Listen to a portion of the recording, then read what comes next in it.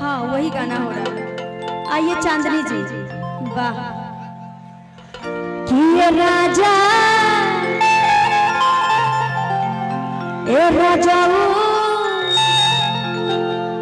आ सोनवा के सिकरी खो गया है, घर पे है।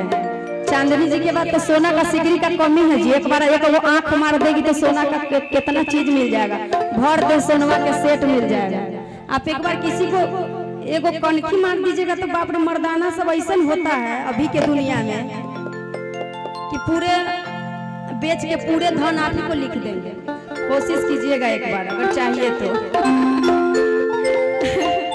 कि राजा आ सोनवा के सिकरिया आ दिल्ली शहर से लाई है हो, कि दिल्ली शहर से लाई है हो, आ दिल्ली शहर से लाई है हो,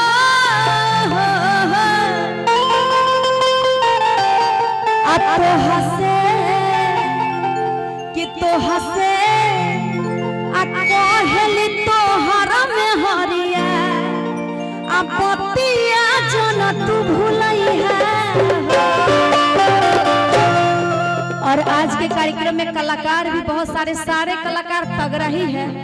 ये गौतम जी का देन है जो सारे कलाकार, स्टेज तगड़ा, पब्लिक तगड़ा, मैडम सब तगड़ा, गाने वाले सारे तगड़ा, और सबसे बड़ी बात है आज के बजाने वाले बड़ी तगड़ा है भाई, बड़ी।